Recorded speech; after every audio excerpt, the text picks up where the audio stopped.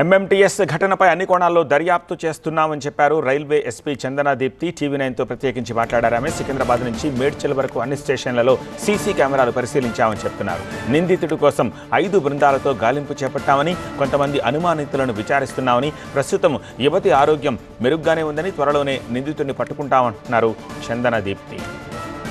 ఇదే అంశంపై మరింత సమాచారం మా ప్రిన్సిపల్ కరెస్పాండెంట్ జ్యోతి అందిస్తారు.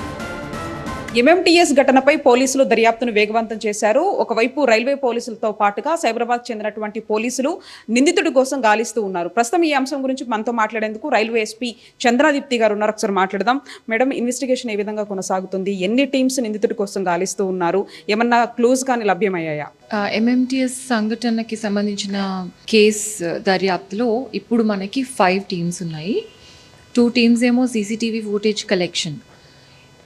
We have this offense taking place in between Gundla Pochampalli and Gowdavelli MMTS railway stations.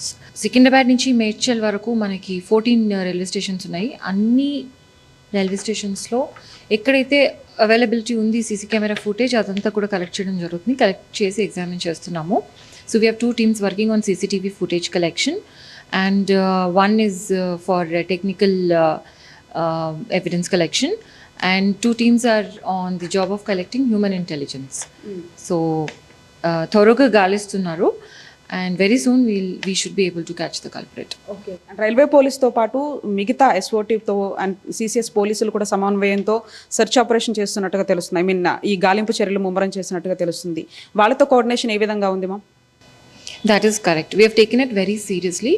The government has taken it very seriously and we are collaborating time to time. Every half an hour మేము data share చేసుకుంటున్నాము and also whatever development each of us is coming across అది share చేసుకొని వాళ్ళ దగ్గర నుంచి కూడా inputs తీసుకోవడం జరుగుతుంది. Cyberabad SOT, CCS and Cyberabad law and order as well as GRP.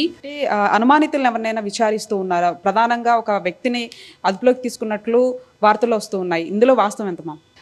See, we can't reveal anything right now because it is in the process.